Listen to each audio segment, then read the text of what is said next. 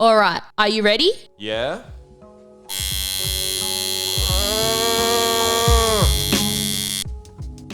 This episode is brought to you by Carlisle Tattoo Co. Bold, bright and everlasting. You can find us at 178 Carlisle Street, St Kilda, Melbourne, Australia. Hello and welcome back to another episode of Carlisle Studios. My name is Hal Hunter. I'm lucky enough to be here with Bella Hunter. Hello. And we have a special guest, Hamish Hamilton. Good morning. I was going to say, because Bella thought she wasn't coming on the episode today, and I wrote in here the meeting of the double H's. Oh. But then Bella is... The reason I said that is because you can get really chatty Cathy with Hal. And I was like, fuck, three voices is going to be a lot when it's you two.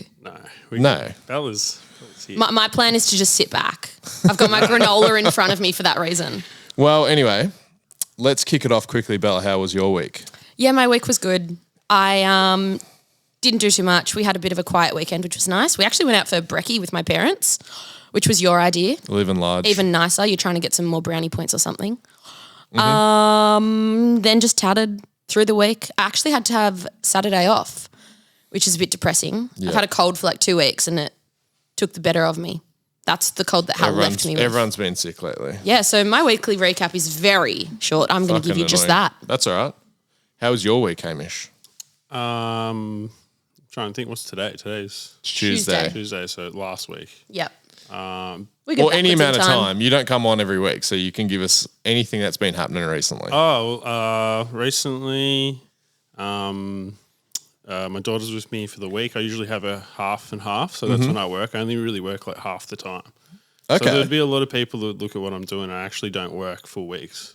Really? I only work like 3 to 4 days a week. Yep. And That's the dream. So when it's like that, it's like I guess for me, I'm trying to spend time with the family and do the dad thing. How old That's is she why- now? She's 8. Damn. So that's That why is when crazy. I see Bella pregnant now, and when I first met you, I'm always like, oh, wow, this is pretty. That's pretty cool. crazy. You're about to be. It changes up a little bit the dynamic. Yeah, So, you can tell me all the horror stories. Yeah, just working, man. Yeah. Living in Ballarat. Nice. Yeah.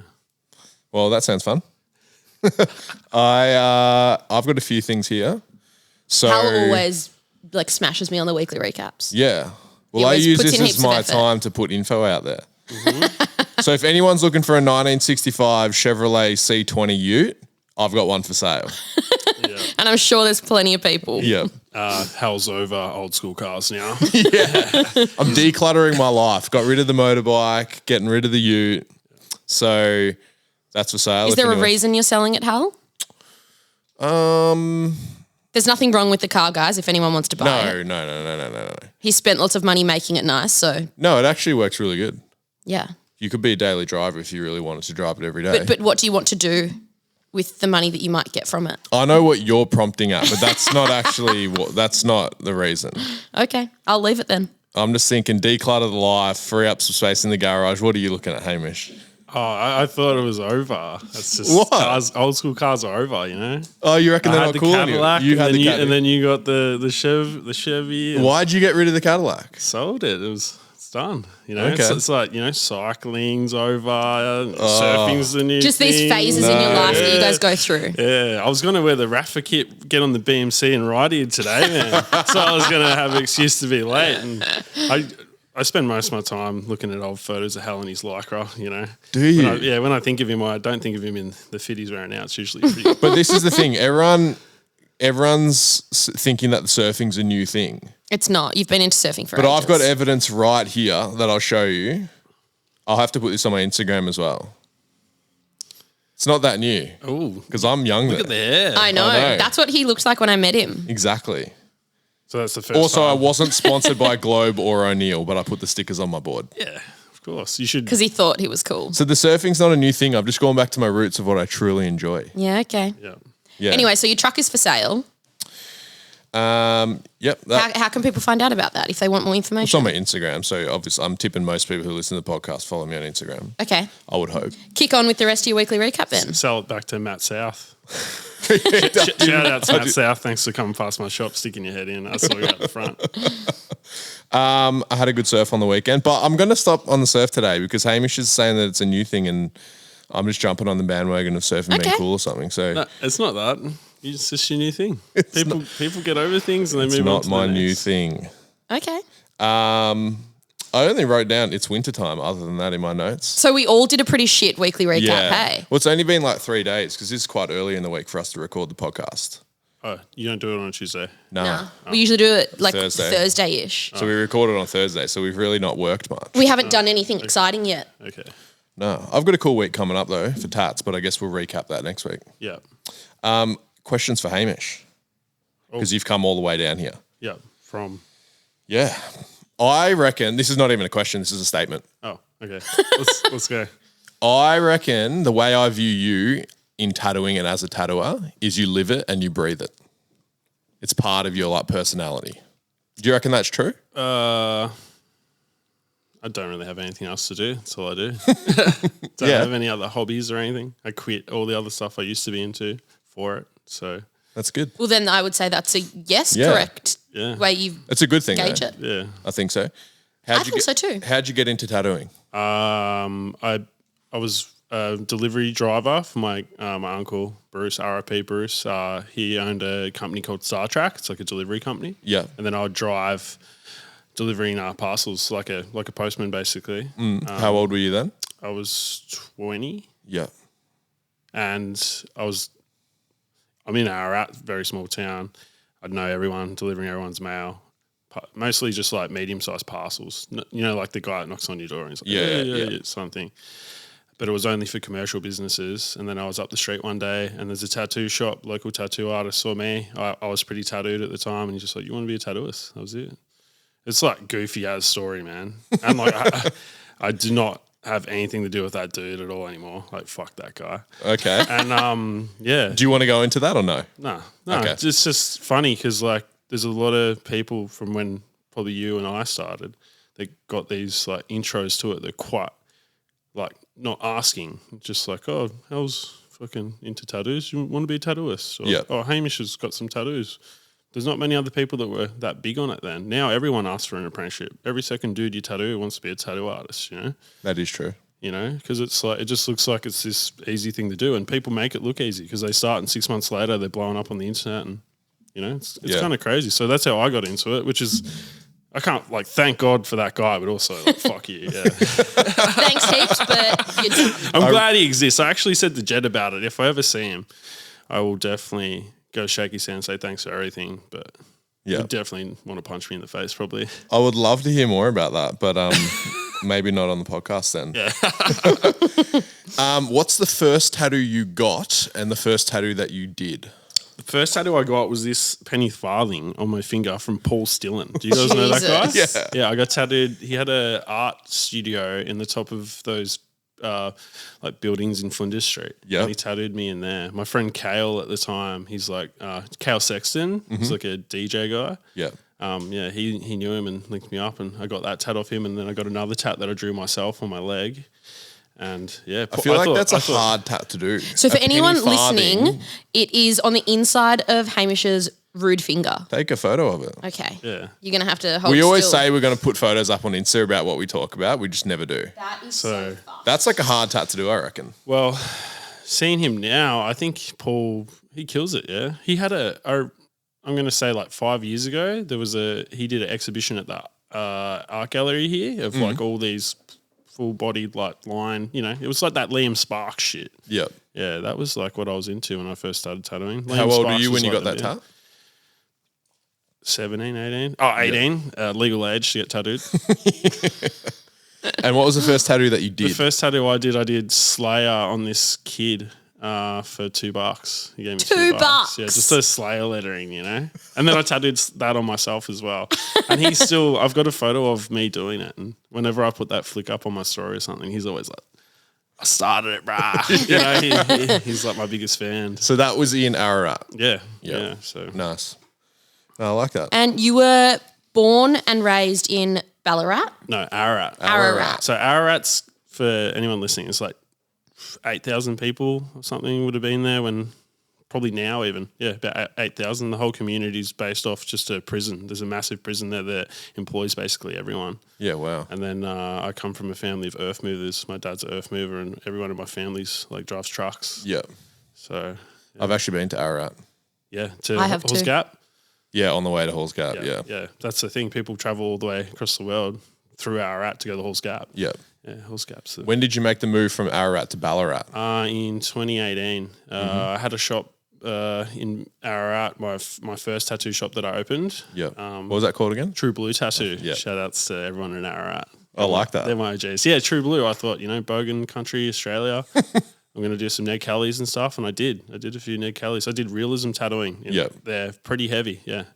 That was mostly what people wanted. But I was like, yeah, doing traditional tattoos in my heart, but Yeah. I couldn't get to do them. So then I ended up going for a bit of a venture, go to New York, meet the dudes over there, come back. And then I was like, fuck this place, I've got to go somewhere where I can do the tattoos that I want to do. Yeah. I was always envious of all my friends in the city because, the kids there want to get those tattoos. I was the only one with traditional tattoos in Ararat. I was the only emo. I was the only dude. The with only tight pants. emo in Ararat. There was 2 skaters. Yeah. There was it was crazy for me growing up.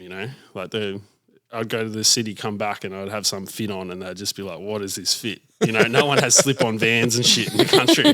They're thinking you're wearing old man shoes or something. So Yeah. it's crazy. So, and then you moved to Ballarat? Yeah, Ballarat, and then I had a shop, the same shop that I'm in right now, with my friend Riley.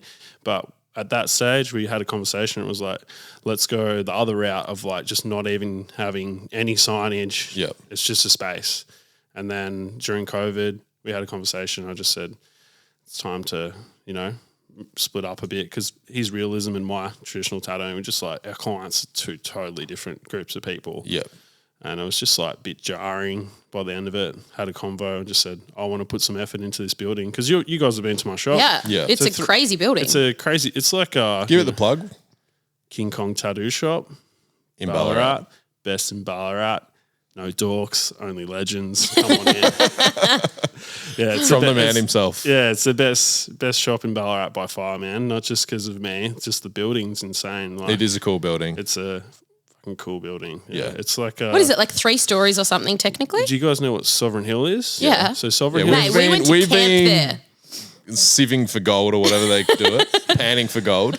Sovereign Hill is a replica of my street that I'm on. So my Really? Yeah. So we're the real deal. For everyone listening that is doesn't there know any what's gold? Sovereign Hill in Ballarat is like it's like a reimagined old time when it was a gold rush in Australia, yeah? Yeah. Yeah. See, when You I can fir- churn your own butter and stuff and dress up, get photos. And most city schools in Melbourne went there for excursions. Yeah. And they just teach And you there's about a the gold river rush. that runs through there and they put gold in it and you can go and pan for gold and stuff. Yeah, they con you into paying for the gold that they're planting there. Yeah. It's mad. They make those little is fun. Raspberry drops. lollies. Yeah, that's the it, shit. eh? That's you Yep. go there, you go to Sovereign Hill. You go there, you get a sarsaparilla and the raspberry drops. And I remember there was when I went there was a guy teaching you how to do Japanese lettering or something like that. like calligraphy. No, because I did calligraphy there. There was a lot of I could be wrong in the country, but Japanese Chinese, yeah. people who came over for the gold rush. Yeah. And then so there's you Yeah. can go and learn how to do write your name and shit in Yeah, okay. different language, kanji. Yeah, or you can do something. candle making, all that stuff. It's great for young kids and stuff. Yeah, Ballarat's like a antique town. Yeah. I Yeah. look at it like it's old school. Yeah, It is. That's how I've always viewed it. it's still a bit behind. It's not as behind as Ararat, but it's pretty behind.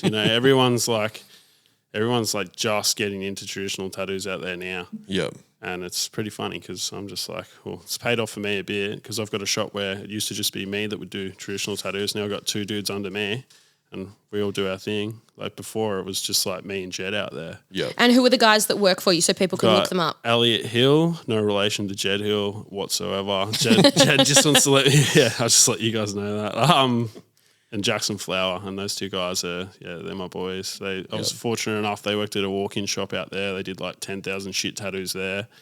And then during COVID, they just were getting tattooed by me before COVID happened. We had a talk during COVID and I was just come on over, Yeah. You don't want to spend the rest of your life doing tattoos you couldn't give a fuck about. If you want to have fun and push your own style a bit more. push your style and be yourself instead of just like, I don't know, walk-in shops, man. It's just fucking... It's different. It's just a bit soul-sucking for me. Yeah. Like, I can't do it. Yeah.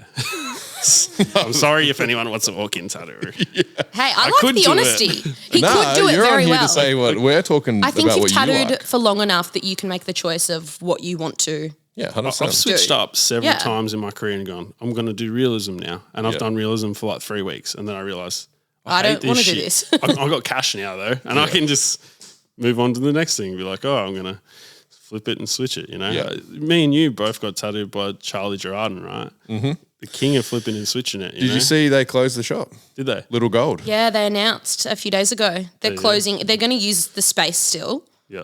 for like weddings. wedding venues or something. See? Charlie, ahead of the curve. He knows tattooing's over. It's weddings. Yeah. People are getting pay through the hitched. roof for weddings. That's Yeah. it, bro. Like, imagine. The spot's probably mad for a wedding. Yeah. I can imagine.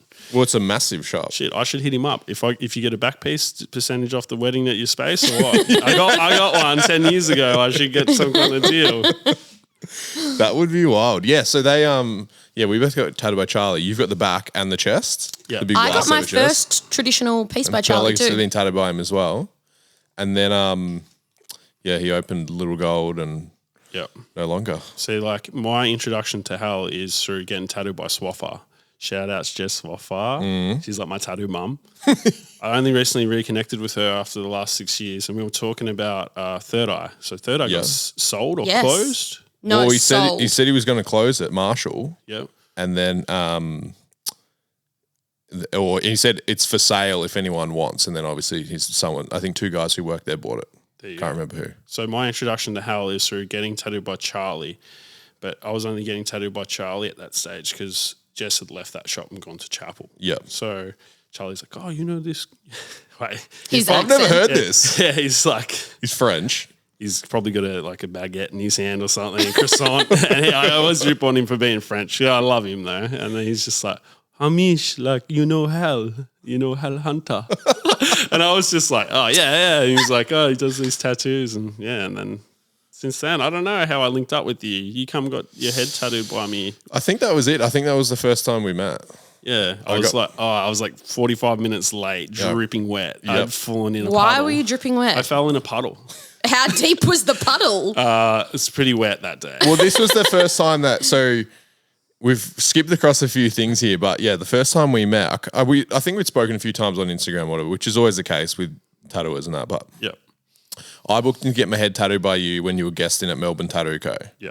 And then, so I went in there, I was like 15 minutes early, Hamish was 45 minutes late, and then Fergus Sims kept coming over and like saying, like giving me updates on when you'd be there and stuff like that. And I was like, oh, I don't really care. And then you walked in and you were literally soaked in water, just dripping wet, and you had your tat gear in like a tool bag and stuff like that. And I was like, I think you're a bit rattled. Oh, I was ready to go. Yeah. I see it. Here's my, I use that story a bit because I was like, real country boy, fuck it, rock up covered in mud, whatever, we getting it done, in the city.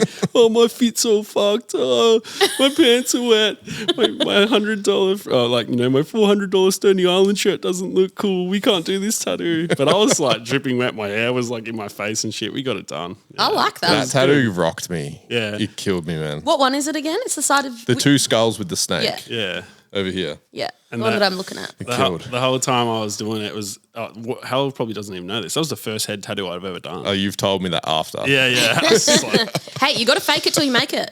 It But works every but time. I always look at Hal's relationship through like this weird kind of like third eye, and then him coming and like reaching out and getting tattooed when I was in Melbourne, and then like you guys opened the shop in Carlton. I hit you up and I was like, I'm going to go there because you guys are always supportive, and I Yeah, you came love and that. did I live in the middle of nowhere. No one, like a lot of the people I have that maybe you guys are thinking, how's Hamish have a friendship with these people? It's all through like Swaffer.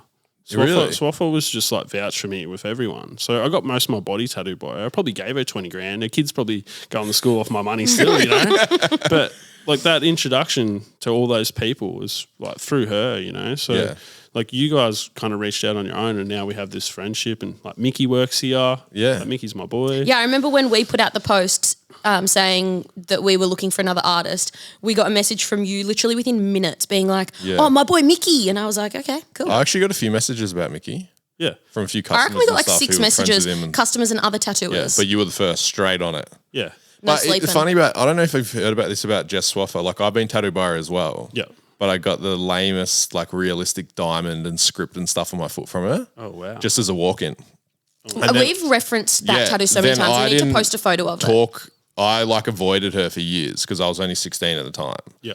And then I think the first and the last time I saw her was I was getting tattooed by Jacqueline Ray at Chapel. Yeah. And Jess came in and she was just talking to me and stuff. And I was like, I've actually been tattooed by you before. And I was like, but I've avoided you because I thought you'd hate me because I was underage. Yeah. And she was really good about it. So No, she would have thought you were I've cool never as spoke to her fuck. about it She since then. She couldn't give a fuck. No. She would think you're cool for doing that. I think the underage tat thing when you were getting them was fuck. That's badass. Remember the kids that come to school and they have like their name across their stomach done probably at Jed's or somewhere. Well, yeah, in Hal came to Arrows. school and he had his whole ribs done Yeah. with like the most putrid your design. Worst tattoo. And then you just like, who cares if your picture is badass? It's like, it's just badass that you did it. Well, I'm pretty sure when you got that, we were broken up, but we got back together very quickly after you got Because you it. saw the tat. Because you saw the Yeah, tat. because I was like, damn, who's he's this hot so tat bad. boy? Yeah. I'm back. He's such a bad boy. But then I got tattooed by Jacqueline Ray. Jess was my second one. Then Jacqueline Ray was my third one. Yeah. And then after that, I had to wear like one of those compression socks at school so you couldn't see my tats if I was wearing yeah. shorts. Did you guys go? You guys went to private school, right? Yeah. Yeah. So you're not allowed to look naughty. You have to be. Nah, like, no tats allowed. Yeah. No naughtiness at all. And I wouldn't wear pants. I'd only wear shorts. So I had to wear Yeah, because you wanted to show off your big buff vascular legs. No, it was just like you can't play sport at lunchtime in pants. Yeah. True. Can't fit in with the footy boys, bruh. So on the Jess Swaffer thing quickly, are you going to drop some big info? Is she coming back to tattooing or no? She told me to. Oh, she didn't tell me to say anything. She told me to trash her, just talk shit on her the whole time. She's not coming back to tattooing ever. Yeah, No, okay. never ever again. And She's still doing the Zuzu rugs. still doing shout out Zuzu rugs. Buy Yeah. those rugs. They are sick. buy them rugs. I've wanted one for so long. Yeah, she's just like said, dying out gracefully in tattooing. It doesn't really happen anymore. Everyone's trying to hold on to this career forever, and it would be kind of cool if, say, a few of these like big dudes that we look up to, if they just quit tomorrow, it'd be kind of sick because then it frees it up for younger people to try and push themselves up a bit higher. Yeah, Hal, quit. Stop being Well, selfish. Bella, don't put me in that category. Hell's just started. Yeah. Hell's just started. Well, she did leave tattooing at the height of her career, I would say. Yeah, definitely. And that's the thing that you got to look at and be like, well, if she's left it then, and like when I was getting tattooed by her in like 2011 and stuff, that's when Chad was coming and staying with her and shit. Yeah. And now Chad's coming back 15 years later and everyone's like, whoa, this is the coolest shit ever. But to her, she's just like, whatever. Yeah. You know, I did that shit 15 years Are you getting ago. tattooed by Chad? Nah. I was supposed to get tattooed by him in Nashville and I got on a bus to go there. I'm in New York. And you stood in a puddle. I got on this close. I got on this bus with Elkie's mum and my shop assistant at the time, Libby. Yeah. She works at Chapel now. And they were on there and I looked at both of them and this bus was like one of those ghetto Greyhound ones. The toilet that was in it, the window was just like spray painted black. And then it was like, as we got on it, I was like, looked at both of them. I was like, I don't feel safe for you guys. Like, I'm happy to punch on, but I don't feel safe. I didn't feel like it was safe for them to be on there. Yeah. You know, like if they felt it's a 16-hour bus ride. Yeah. You know, I didn't catch a flight because I didn't have anything organised. So I was just like, I'm going to Chad's. And then I didn't realise that Nashville's like on the other side of the country. Anyway, we're on our way there. And I looked at Elkie's mum and I was just like, oh, like, we're getting off this bus. So this bus is moving like Greyhound going through Manhattan. And I'm like, got to the front and I'm like, oh, is this going to Ohio? I'm supposed to be going to Ohio. And the bus driver's like, you're on the wrong fucking bus. I was like, well, we need to get off then. And then they stopped the whole bus and we got off. We're in the middle of Manhattan just going, what the fuck? And then the next day I was at Bert's getting tattooed and he's like, aren't you supposed to be at Chad's today? And he's like, sent a photo of me sitting in his waiting area to Chad and he's like, here's your 10 o'clock. And yeah, he never replied to me saying sorry and shit. He couldn't give two fucks. Yeah. So, nah. That will happen. I'll get tattooed by him one day. I've got the maybe. appointment in August with him over here. True. Yeah. You got a loan? Did you get a car loan for it, bro? Well, Nah, you'll be right. You're only getting something little, aren't you? Yeah, I'm just getting the inside of my foot. But the exchange shit rate's spot. putrid for him. That's the thing you don't realise. American tattooers coming to Australia, it's like Yeah. they make fuck all money from it. Yeah, well, Mina, my mate Eyeball, is dating Mina Aoki. Yep. And she was over, she came down and tattooed me at my shop, and they were talking about like just like real estate and all that kind of thing. And it's like you go to the States, if Bella lived there and you worked here, you go there, work for a bit, come home, you got double the cash here. Yeah. So I think they might end up like getting a place in Australia. Oh, that's why they're going over to the States heaps. Yeah. Yeah, that makes sense. Not to make money. She already lives there and Yeah. owns a shop, but I'm just saying, like, it's funny because you don't realise, but if you went to the States and you lived there for a while, and if you're a boss tattooer, you come back and you got double up here, you know? Why wouldn't you? USD, bro. Maybe we should go over and stay with my best friend once the baby's here. You know, me, you, baby, her. Oh. What could go wrong? You know what? A 1-bedroom apartment in New York. That'd be awesome. That's bonding. No. Hey, it's lucky you like her, so. Babies in New York, I couldn't do it. I was supposed to take Elkie the first time I went. And Yeah. She got an ear infection. She didn't come. And then I caught the plane over with my mum and dad. And I was like, on the plane. Thank like, gosh. I'm glad I don't have a little baby on this plane. I have no just incentive Elkie. to travel with a baby. None. Not 26 hours. No No fuck way. that, man. You know, it's a big thing because it's like if she went on that plane with the ear infection she had, her eardrum would have just burst, and they're not going to put the plane down for 20 hours. Yeah. So whenever you hear a kid screaming on a plane, when you have kids, like you got to be nice because it's fucked up. I always am. I like babies, so I always smile and say, "Oh, don't worry." You're that weirdo who's always Yeah. looking at the person with the child who's crying, like smiling at him, Yeah, being trying like, to make "It's him all think good." that, and they're just like, leave me alone. It's okay. So run us through your apprenticeship, Hamish, or as much as you want to. My apprenticeship was the dude just gave me I've got a photo of it on my phone. I'm not going to bother getting it. It'll take me ages. But the dude gave me a rotary machine to do outlines. I wanted to do for like 14 round liner outlines. This thing couldn't push it just couldn't do anything. Yeah. And I'm just chopping up these people. Chopped up my brother. Like I did a lot of shit tattoos out there. Sorry to anyone who's wearing one out there. I didn't get any help. And that's the thing now for me with the people I'm teaching. It's like they kind of get the 15 years of fucking up I did. Yeah. They learn through that straight away. So my apprenticeship was, basically learn how to outline, started doing mandalas, all the walk-in shit, learn how to do clean lines, and then it was just like from there, I'm busy. And then 3 years into my apprenticeship, I quit that shop and opened my own shop. That's the goofiest shit ever to anyone listening, and don't do it. But in Ararat, there's 8,000 people there. There's one tattoo shop. The guy that I work for wasn't, me and him weren't ever going to have a positive future. And I did that for my family, for Elkie and Elkie's mum at the time. So like that was my tattoo apprenticeship. And then 3 years in, man, I've got my own shop. I've got Mason Hall, Ollie West, Emmett Jace. Who else came out? Alexis was supposed to come out. She didn't end up coming out. I had like all my like hero like mate tattooers big names. out at my shop in Ararat, middle of nowhere, doing flash days. Dude, we did a flash day. We made 20 G's in a day in flash Wow. day. Wow. That was crazy. a lot of $50 tats. And they're probably all fucked now too. So it's pretty funny. It was crazy. Yeah. So that was So mine. how long ago was that? That was 20.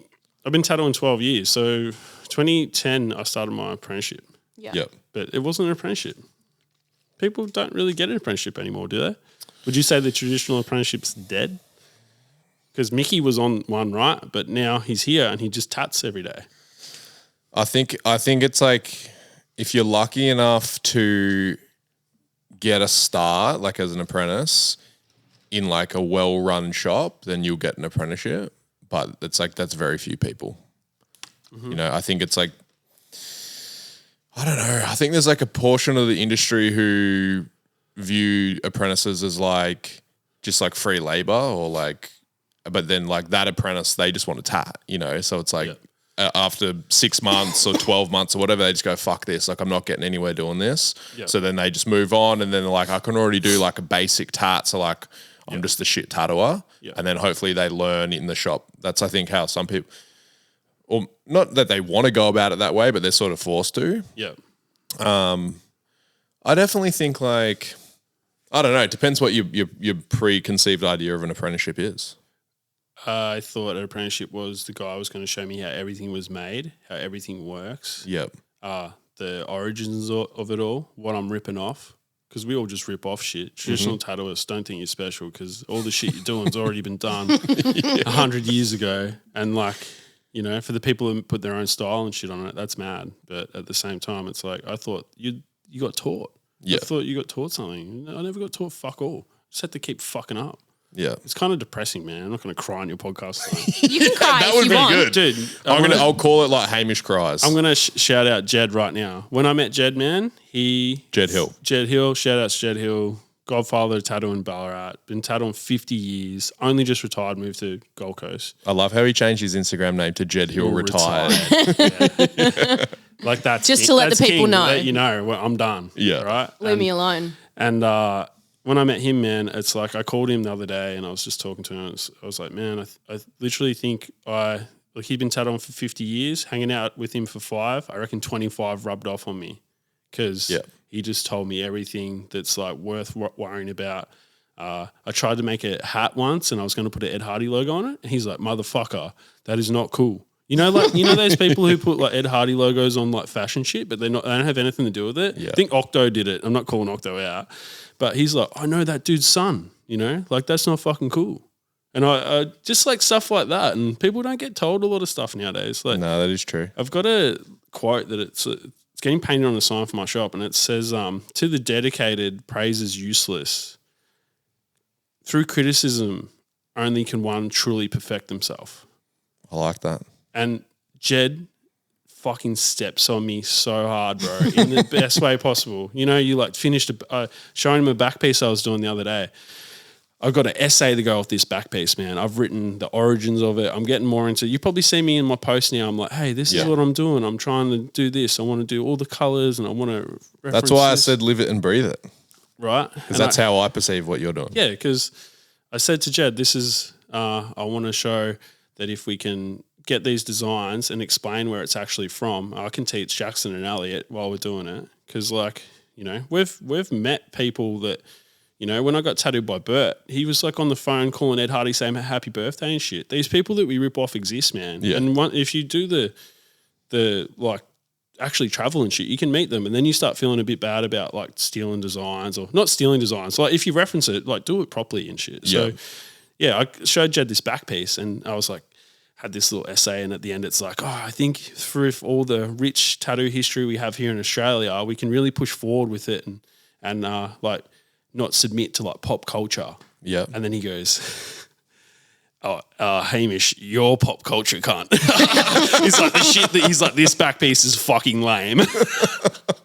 And I was just like, I literally thought I was reading him out something he's going to be like, pat me on the back and tell me I'm a legend. And then, you know, you realize like, yeah, it is kind of pop culture, you know. Brings you straight back down Do you to think earth. though, I'm just playing devil's advocate, I'm not saying I view it either way, but do you think every generation that comes after your generation or whatever, they'll think the same things? Yep, I already feel like that now. Yep. Yeah. So, for instance, we're talking about apprenticeships, right? I feel like a lot of people just, like, they start an apprenticeship, they don't even really know what, like, they say, like, I think you guys say it a bit. I don't want to rip on you, but they Rip say on. Oh, rip us, mate. Rip us. Go. They say tats or tatting. Yeah. You guys, I think you guys might say I it. say tat. I always say tattoos. I say whatever the fuck comes out of my mouth. Yeah, but I'm like, tattoos is like, when you say tats, it's like making it shorter and a little bit less. And I'm like, tattooing is like tattooing. But I feel the same way about people who say trad. Oh, trad. I really don't that like cuts trad. me up. Do I always say traditional? No, I don't know. I don't know what you say, but I don't know. I feel it because I feel like that's more of like a new, like the way people New refer age to word. it. Yeah. And so I get what I you're really saying. dislike trad tats. That kills me. Can we do a bit of an apprenticeship thing right now? Oh, This God. is for all the people who have been tattooing for less than 10 years right now. And Well, that's me and Bella. Have you? Yeah. I've only perfect. been tattooing like close to 4 years. All right, perfect. Let's do it. So with I like this education I'm session stressed. we're I'm getting. sweating. like, you guys grew up on like hardcore metal or not? Not Metal. me. Bella didn't. Metal. But do you know the scenes? Yeah. Yeah. All right. So how come with like metal, there can be new metal, metalcore, hardcore, like heavy metal, death metal, you you know, like deathcore. It's like all these things that are like derivative of the same thing, right? Yeah, all these subcategories of this one. Yeah, so Larger traditional scale. tattooing has that now too, right? Yes. So there's like that Chad style, like crazy psycho style. And then there's like, you guys do, would you say you do majority like black, like just black tattoos? Yeah. Yeah. Quite simple, right? So that's like hardcore. And Chad's is like death metal because it's like, you know, it's still traditional tattooing, but his shit's just so insane and psycho. And then yours is kind of stripped back and just like, you know, it's like a Madball song. We're about the fucking two-step.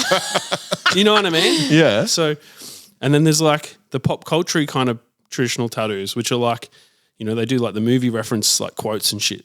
So that's kind of like emo. That's like Panic at the Disco. you know what I mean? God. Yeah.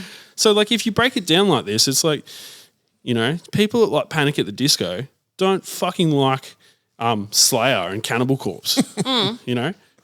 And That's so true. And they put this traditional thing under this like blanket of traditional tattooing. It's all so different. And the sooner that people understand that it's like, you can't just say traditional tattooing. Like you can, but it's like... You can as a very large umbrella category. It's a very large umbrella. And you need to kind of like think about like, do I want to do Ed Hardy style tattoos? Like these real kind of like almost Japanese inspired traditional tattoos, right? That's not really what you guys are looking at. The one thing I want to ask now... I wish I could do those for the apprentice guys, it's like, what are you inspired by? Like who are you looking at? Because if you ask me, I'd probably say like Austin Maples. And I met Austin. He's a mad cunt. And you kind of remind me of him. Well, I got my hands done by Austin. Yeah, because you like him, right? I like him. I love his tattoos. They're a bit thinner than mine, a bit more detail than that, but I would love to be able to tat like that. Yeah. How come? I don't know. I feel like I've got a wide variety of tats I would love to be able to do. Like I'd love to be able to tat like Chad, more so like the drawing aspect and the conceptual side. Yep. And then, like you see that gorilla head he did the other day on that guy's front and it had like the mushrooms in the crazy. mouth and the like some weird shit going on in the head. That's just Picasso. Yeah. You know that a lot of these guys that do those crazy tattoos are like fine artists, you know? Like, Yeah. Well, did you see that? Do you remember that back piece that Dan Santoro did, which was like the Picasso bullhead thing? Do you think your clientele gives a fuck about Picasso? No. If they're Not listening, at all. if they're listening to Madball, you know what I mean? Like, or Lamb of God, you got it on you got it on the forehead, bro. I'm a big Lamb. I look like a guy out of Lamb of God right now, right? You do with the long hair. Yes. This is the thing that I'd probably say to apprentices is like figure out what it is that you want to do because like some of these styles are so different. What would you say to an apprentice who said they like your style? Because that's the thing that like I don't think a lot of people in our generation realize is the next generation, so say 10 years younger, Yep. their tat idols, just how we look up to say Bert and Chad and all those guys. It's like they look up to people of your age, our age. Yeah. And so They're looking at people in like their 30s being like, I want to be like them. yeah. The one thing I was thinking about in the car on the way here, because I'm good friends with Alexis Hepburn. Shout out to Alexis. Did you see he's moving shops? Yep. So He probably knew about it. Come on, Yeah, he probably Hal. did. I couldn't give a fuck what she's up to. She's always killing it. She's doing heaps of shit. Same with you, right? But thank you. So, like, Little does he know. picture this: people probably 5 years ago, because Alexis has been tattooing a bit longer than you. They would have been taking in Alexis's drawings to shops, and people want to get her drawings, right? And now it's you, right? And it's like, what's the style of tattooing? It's traditional tattooing, but yours and her tattooing they're so different. are definitely not anywhere near similar. Yeah. But the majority black. The designs are your own drawings. You're not referencing other shit really. Like you might reference a little bit, but I do sometimes. But this is the thing. It's so big right now because it's like different. Because here I am talking about Ed Hardy or like some dude or referencing these other people. That's their style and shit, right? So it's like someone who wants to copy my style. What do you think my style is? I would say it's like a combination between like, obviously like you're inspired by Ed Hardy, Chad, those guys. I would even say like Greg Christian because you do the more involved, bigger pieces. Well, you have been recently. Yep. More so. But I think it's more stripped back than that still. Yep. I don't know how to describe it, but I would say like application-wise it's more stripped back. Yeah. And then there's like the influence of like the Aussie style in there. Yeah. What's that though? What's Aussie style? Like Johnny Dollar stuff. Yeah. How? How? Fuck, you're putting me on. Johnny Dollar does one-shot tats. No, I know that, but I think I don't know how to describe. Like, there's a certain drawing style that you can look at, and it's like there's a few tattooers who do it. So I'd say obviously Johnny Dollar, but like more current day guys who do it is like Fergus, Caleb from Rosie's. Who else? I'm missing a few, but so it's like it's like a real specific way of drawing certain things. Yeah, and I can't put it into words, but when I know what you're trying to say. When you look at it, you're I like, can't say it. you can see like, oh, that's American traditional, that's Aussie traditional. Yeah, you know what I mean? Can you explain it? Yeah, where do you think I'd get that from? This has become my interviews. I don't know. I don't know. You tell me. It's Jed's been doing that for ages, bro. It's like you do traditional tattoos and then you just do backgrounds behind it. Yeah. And you know, this is a thing I'm gonna put out there. I have no idea why, but I think that it's leading towards that. I agree. Because let's say you and me, we've probably got like tats that we just got because we wanted to get tattooed, right? And then you get to this point and it's like some of these styles where you have that really filled, punched in look, those guys just look fucking smashed. Yeah. And at the end of the day, I don't know, you know, might be mainly for males. Because I think with the female look, it's a little bit more like with traditional tattooing, they're kind of spaced out a little bit more. Yeah, they're more pared back. But then Alexis kind of takes that. Yeah, she dominates it with the coverage. Yeah, so you can't really say either. But I think people want to look really smashed. And traditional tattooing was always about like just the one piece tattoo being as cool as it could be. Yep. You know, I was like, oh, I got this one from Hal Hunter. And it's like, looks like you did it. And it's like there. But once you get your whole body kind of almost stacked up, you kind of look at it and you go, fuck, you know, like what am I going to put in between all this shit? You know, what stars and dots? What do you guys do? I don't think you guys actually do it, do you? Nah, you just leave them open? Not often. Do you just leave them I open? don't do it. Pretty much. I haven't done a how stars come? and dots in a long time. How come? The customers don't want it? I don't think many. I think there's maybe 3 customers of mine that have mentioned wanting Very it. rarely get asked to do it, but I think that's because we don't do it often. So we haven't posted anything of it because we don't have the work photos that we could put out there. But if we posted it, I wonder if people would be like, oh yeah, I saw this that you did. I think because like I would say like the most popular style at the moment is like very spaced out sort of traditional and the cool. No, I'm not saying I think they're cool, but it's like the kids that you see are like really popular online and stuff who've got a few tats. It's like a combination between like thin traditional, thick traditional, whatever, and they're not getting background. No, they're just getting like stacked. Harry Styles. That's what I call it, Harry Styles style. Yeah. I look at that and I can't stand that shit. But I agree with you that I think the response to that becoming so mainstream is that the people who want to get heavily tattooed are like going way more dense. And I had this argument, not necessarily argument, but I had this discussion with Mickey the other week. Argument.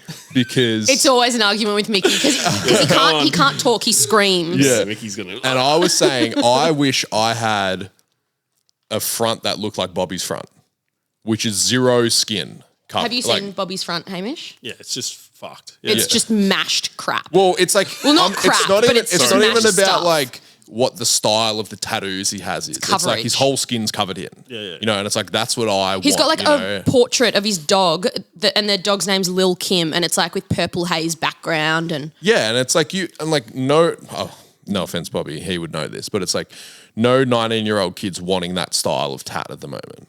But it's like I look at that and go, fuck, I wish I was that covered. But you can't achieve that with just stars and dots, you know? Yeah. I think you've said a thing on here once before, right? And you said that the customer dictates the style. Mm-hmm. But I don't think that's true because basically, to me, I think you could just fill in an arm however you want. You could colour the whole background of it in black. You know, you could do something psycho. And as long as you had, like, you post that, it got done at this shop, I think people would just be like, start doing it because all you see is your shit online. You guys post every day. I don't post ever. Like social media is like what kills it, you know, and you guys are on top. This shop is like the most seen shop on the internet. I'm not like. I would definitely not say Wow, that. this is like a full hype up from yeah. Hamish. But it's No, making me because- feel awkward because I know Good. that none I'll of give it's you the from money me. later for No, the. because you probably don't understand because it's like my connection to all the other people that tattoo in Melbourne. I'm not sure if you guys go and hang out at other You shops. don't talk to anyone else. So I would go hang out. Hal and I are like social recluses. So Rob Mopar comes out to my shop. yeah, he just finished Cody's back. Did he? Looks sick. Eyeball, heaps of people from the city come out and see me, right? Mm-hmm. And when I see them and then I come here, they're like, oh, you guys, you hang out with Hal Hunter and those guys. And they're a little bit like, oh, they're real busy and we're not. Because you guys are like putting out so much work and this shop has like a whole look, right? Hamish, it's not you guys, it's Hal. No. Hal's putting it out. No. Because for every minion that you have, it builds you up. Oh, I don't look at them that way, but you No, can. minion is like those little yellow guys with the glasses. Yeah, I know that. I know what a minion and is. you're Gru. No, Come on, man. They're cool. I've never actually seen Minions. Bobby's Gru. Is that the main guy? I've got this weird thing of the guys in here call me boss man, and I I hate secretly love it, but then I hate, like, I don't want to be. Jack's laughing out the back again. Well, I hate it because they refer to me as boss lady. And I'm like, shut the fuck up. I never want to hear that term ever again. Yeah, But the thing I was trying to get at is people bring your tattoos into shops to get your tattoo and people trace them and do them. So you're dictating the style. yeah. So if you We better be putting out better stuff if then. tomorrow you messaged a new customer and you were just like, hey man, I've got this concept for a whole different, like, not style, same style, but just different look. You could do like whatever you want with it. You say you want to draw more like Chad, fucking do mushrooms and fucking flames coming out of the background or something, right? And you could do it and it would probably just be like, catch on. People would do it. Because I do. Yeah, I agree with that. Maybe not mushrooms for Hal. If you're not Does aware, he's not aware, not into drug culture. well, mushies counted as drugs if they're from the earth. I think so. In Hal's think world, if they're they are. You have to Psychedelic. hit up. Who's the king of straight edge? Stevie. Well, not Stevie. Nah, oh no, not he's anymore. not anymore. Did you Not see anymore. last night? Stevie put up for sale all his old Stevie Edge merch and Yeah. stuff. I was like, fuck. I wanted that's- to get it. What? Did you buy it all? No, I was looking at it going, fuck. There was some that were like real hectic straight edge stuff. I loved it. Yeah, that was the most liked episode. True. The Stevie one. Can we play a game called What's More Played Out? I don't see, but this is the thing. I am happy to play that because I do like that stuff. All right. But I never try and like down talk on my customers, so I don't This want to isn't about offend them. customers. Birkenstocks or TNs? Birkenstocks. TNs. That was a good one. Definitely. So this is the funny thing. So my brother was. Sorry, Hal, you have Birkenstocks, which Yeah. you wear all the time. You don't have TNs. I've got TNs in the cupboard. No, you threw them out. No, I've got them. You still have them? Yeah, I've still got them. No, I think you gave them to your brother. No, I'm pretty sure I still got them. Okay, we'll go home and we'll check, but I think you've worn them twice in your life. Yeah, So they're why really are you choosing them? that are more played out. Yeah. I think they're more played out. No, I reckon Birks are. No, because this is so. I remember when I first went to high school, year 7. Yep. All the like lad kids or like a little bit older who would hang out at the train station and shit like that always had TNs on. You know, it was a bit of like if you had TNs, you were a bit of a hard cunt and you were like meant to be scared of them. That's what I thought. Yeah, Shay. Then it was like, so all through my high school, it was like, I was like, oh, I could never get, not that I liked them necessarily because I never wore sneakers, but I was like, it was like a big thing to wear TNs as a young kid. Yeah. It was a big deal. It was a statement. Yeah. You kicking on, you're down to punch on. Yeah, Exactly. It meant And something, yeah. Then when my brother was in high school, he's 5 years younger, TNs started becoming, they were getting put in those Sneaker Freaker magazines, Yeah, all they that were the sort of norm. shit. And they like, he was collecting them. So he had all the purple lightning ones, all that sort of He'd shit. go to like those sneaker sales and like, Yeah. He's waiting around the corner and shit, Yeah. sleeping on the chair. Weirdo. Yeah, and he had them all and stuff, but he never really wore them or anything. And now I'm saying it's played out because it's like, yeah, people wear Birkenstocks because they're like sandals, whatever, and they're comfy. And I do think they became very popular and people started wearing them because they were popular. But I think TNs, it's like you go anywhere. So like if you went to Chadstone right now, there'd be like across all demographics, people are wearing TNs. Yeah. So that's why I think they're played out. But I also would say across all demographics, people are also wearing Birks. No, they're not. You're getting children wearing them. You're getting grandparents wearing them. Your mum wears them. We wear them. You're not getting, no, but what I'm saying is it's like, you're not getting like hectic bogans wearing Birkenstocks. You're not getting lads. Definitely are. No, you're not. You're not getting They wear Ugg boots. Nah, they still wear Birks. You can get Birks that have the fluffy stuff inside, so it's like Ugg boots. I don't reckon Birks are played out. You need to get around the bogan areas a bit more. Because I think TNs is trying to make a statement. That's why people like them. Yeah, but here's the thing, what I'm trying to say with the played out thing. When the demographic gets really large from the original subculture, so the subculture's graph and being a lad and racking shit, right? Mm-hmm. That's the look. You want to look like you do that. And then eventually people who don't do those things start wearing them. And then like your cousin who's really lame and a dork wears them. And then like you see some like older woman wearing them, just like some whatever. like nurse is wearing them. Yeah, who's and then 50. it's like they're just like wearing a pair of globes when we were a kid. It's just like everyone's wearing them. The subculture, it's not connected to it anymore, and that's why it becomes like kind of lame. Whereas a Birkenstock's just like it's comfy. But you look so guilty with saying the that. sort of like, because I reckon it's like, okay, there's like a few core subcultures that are like perceived as always cool: skating, graph, surfing, music, surfing. Had to throw that one in there for you. Stuff like that. Yep. And it's like you always hear within skateboarding, for example. And I'm not a skater, but I can skate. Yep. Like every kid who grew up, probably fucking has ridden a skateboard before. I can do a 180. I can ollie. Kickflip? I can't kickflip. I was watching a video on how to do them, but I've got a Jack. Do you reckon I've got a good ollie? Jack has just said he's only seen one video. He didn't video. say yes or no, Right, which is actually can ollie. Actually quite disappointing. I'm going to have to Jack, put the this on my skater Instagram. boy of the shop, is saying no. Hal Hunter does not have a good ollie. There you go. Decent pop. Okay, finally came Whatever out that of him. means. That's all that matters. But it's like I forever hear that people who skate are saying like, oh, you know, these skaters aren't cool, blah, blah, blah, blah, blah. Like, for example, Nigel Houston, who's like the most popular skateboarder in the world. Yep. But because he doesn't wear like the coolest clothes. He's not wearing baggy jeans. Exactly. And smoking weed and doing the cool guy shit. He's sponsored by Nike and he treats it more like he's an athlete and a business, and he wears, you know, Nike fit clothes or whatever. Yeah. I hear from people all the time like, oh, he's a fucking sellout or like he's a loser and all this. Yeah. But I'm like, but he's the best skateboarder. So I don't know about like if something extends out beyond like the core group of people who almost started it. Yeah. Does it then become lame? Because I would say like, I always feel like I've never been included in that or was never a part of that sort of inner circle cool tat crew. Yeah. And you're the outcast of it. So then if it never extended beyond that, it's like, oh, well, I wouldn't tat then. But you didn't give a fuck. That's why I like you. Because a lot of the cool tat crew that were friends with me only did that because someone else vouched for me. If I didn't get vouched for, I'd just be some fucking dude in the country. And there's heaps of dudes in the country that are probably like me that don't know any of them. So you just kept doing your thing. That's way cooler. Like, how cool is it to not give a fuck about what anyone does and do your own thing? That's what you do. Look, I've slowly been teaching him over the years to give less fucks. Bella doesn't care. It used to rattle me how Bella didn't care about stuff, but now... You've gotten way better at it. Dude, I just cruise through my life thinking about what we're doing. Dude, you were a professional athlete. Oh, he cared. That's cool. Like no, but in his mind, he has that many demons fighting him. No, I don't think it's cool necessarily to be a professional athlete, but... Can we talk about something while we're talking about that? We can. Gatekeepers. Oh. Why is a professional athlete so impressive? Because they're elite, right? Yeah. Why are they elite? Because they get picked, which makes them... There's gatekeepers in sports, right? Because only the most professional get picked.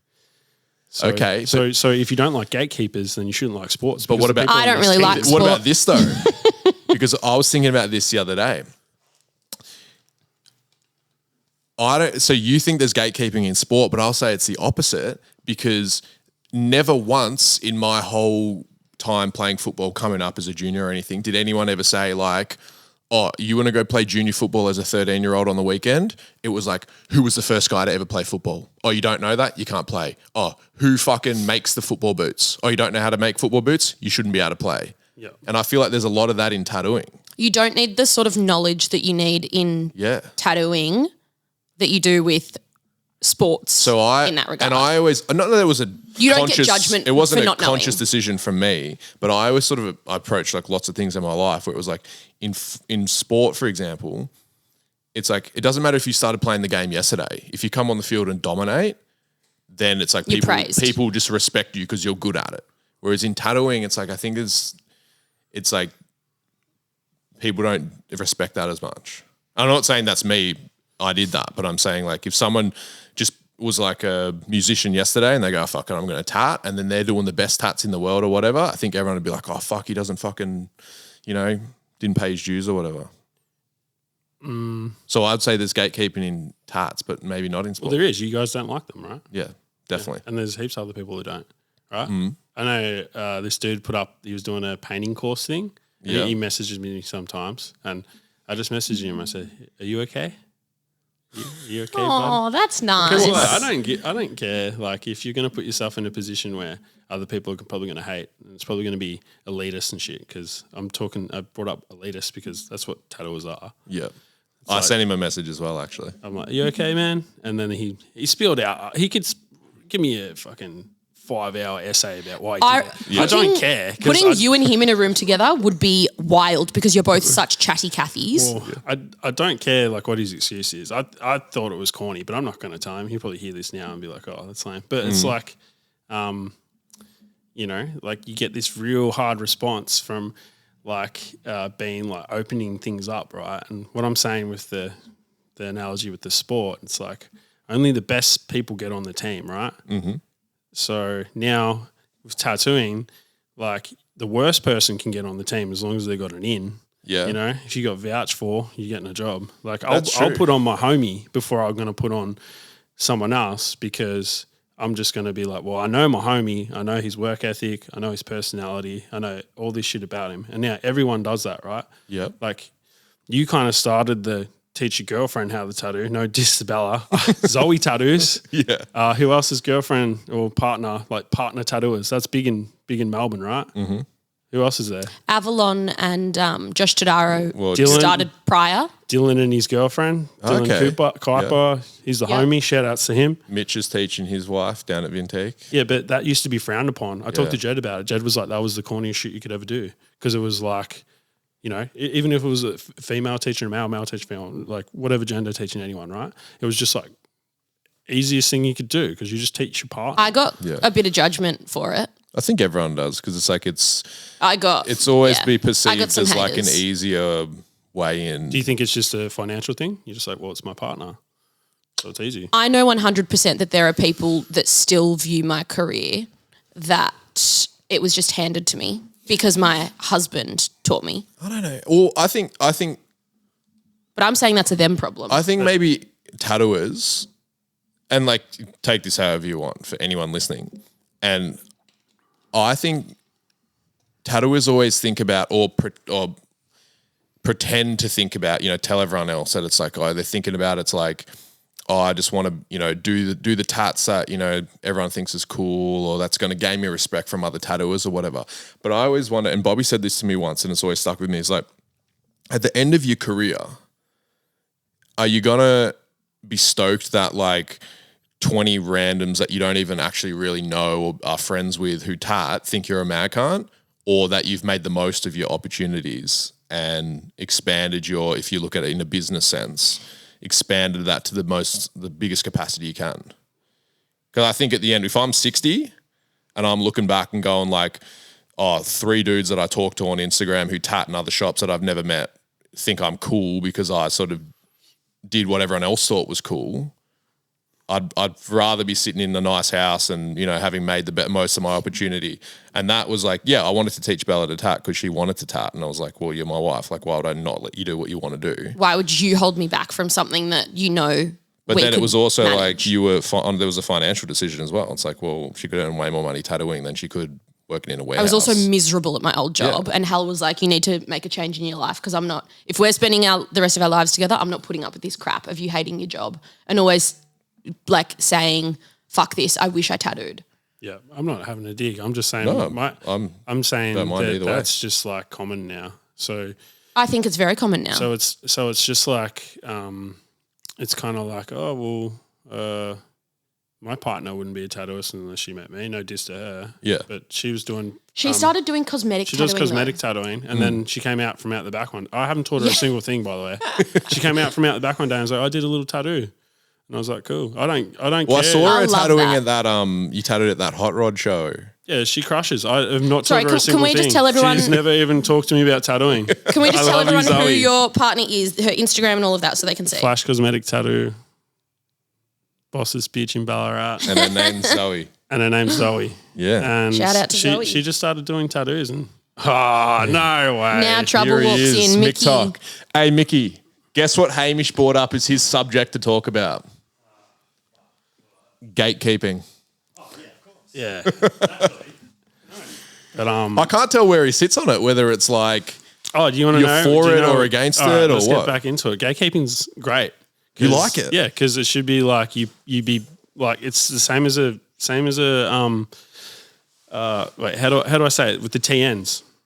The TN was mad because it was only connected to these one group of subculture. Now the tattooing subculture is just so wide, and it's like you don't even know who the fuck's really about it. Like I could meet 10 people who say I really love tattooing, and then in the afternoon they're playing tennis and shit. I'm at home drawing, making a documentary about tattooing, and they're like fucking on the weekend they're fucking doing normal shit. I'm hanging out with Jed, smelling his farts, having him talk to me about tattooing and shit. You know, like it never ends for me. So where do you stand on the TNs or Burks?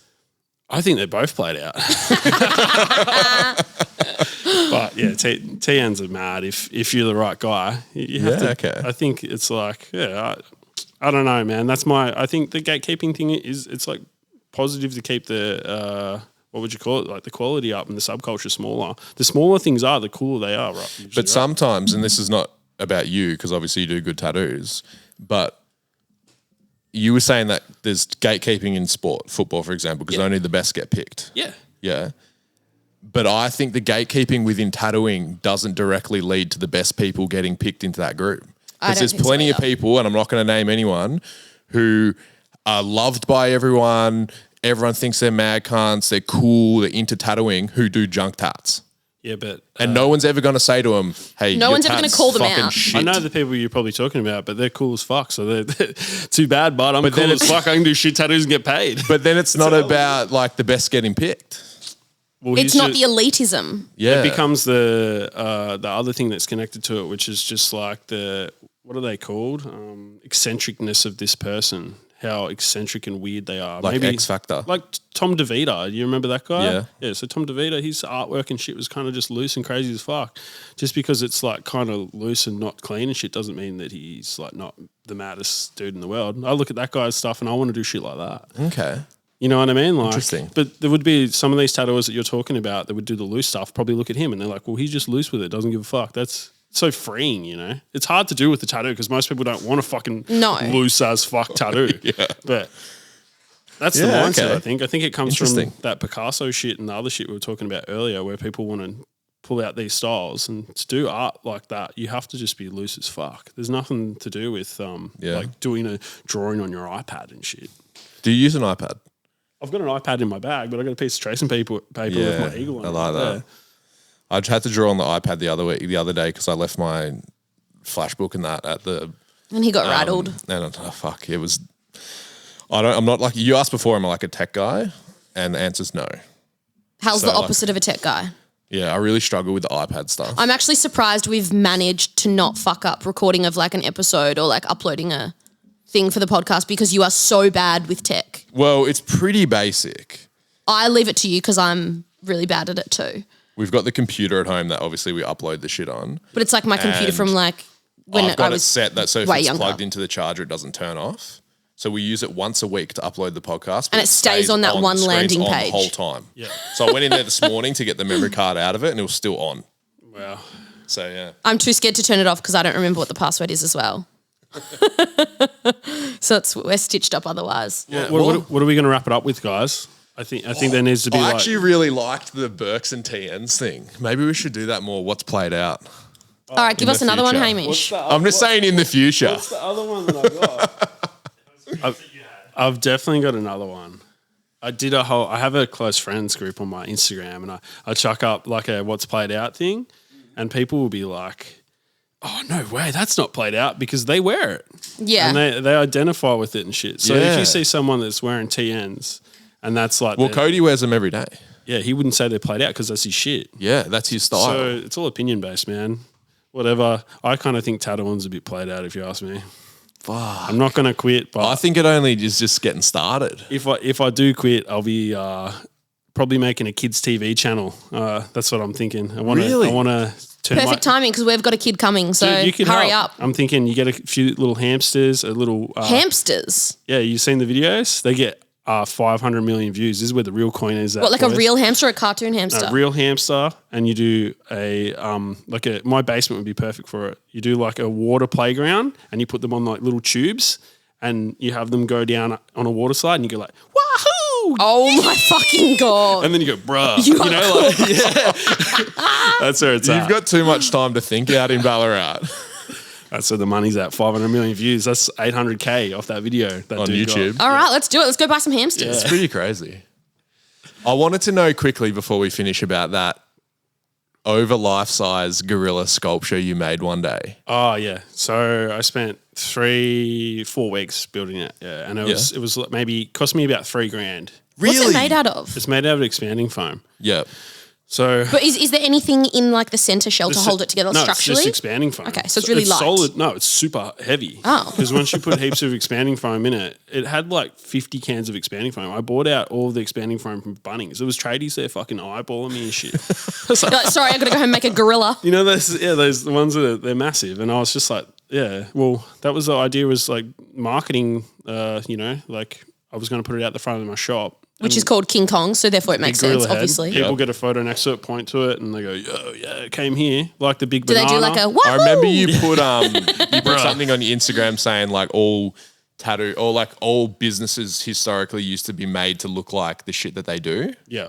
I like that. You like that? Yeah. So I'm I like halfway that. through like a documentary video about that. Really? And I want to go to the big pineapple, the big orange, the big banana, and go to all these things. And then at the end, I'll link it up to my big gorilla. Because I was supposed to build that gorilla like 12 feet tall, but Yeah. it cost me $3,500. I was like, I'm going to spend $15,000 on this gorilla out the front, and no one will give a fuck. Someone will about probably it. just fucking steal it, thinking it's cool if they can carry it. Well, people would not. They'll just tow it in there. Do you know the giant banana has a gift store next to it? And Yeah. The, Yeah. and the gift shop fucking kills. Yeah. So that's it, bro. I'm doing the souvenirs. King Kong, anything. Wait, before we go, anything with a gorilla on it, any tattoo that gets done in Victoria that has a gorilla on it, come get it at my shop. It's more authentic. It's way more authentic.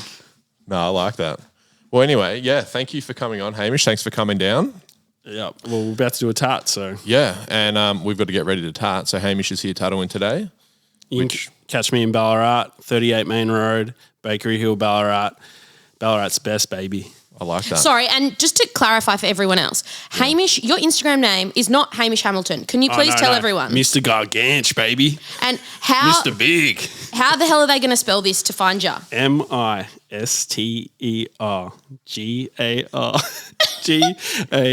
MISTERGANTUA. Sick. go. Okay, I hope you spelt that right. Mr. Gargantua. It Yep. means Mr. Big. Does it I really? like that. Yeah. Larger than life. No, that just makes me Yeah. think of Sex in the City now. Mr. Big? Is Yeah. there a guy called that? Yeah, big. I'm not packing, so. Yeah, didn't think so. Damn. Yeah, thanks for listening. We'll be back next week with something else for your ears. And anything to add, Bella? Like, follow, subscribe. Let us know what you thought about this episode. Have a look at Hamish's stuff. Follow the shop. Yep, perfect. Thank you. That's about it. Thank you very much. Bye-bye. This episode is brought to you by Carlisle Tattoo Co. 178 Carlisle Street, St Kilda, Melbourne, Australia.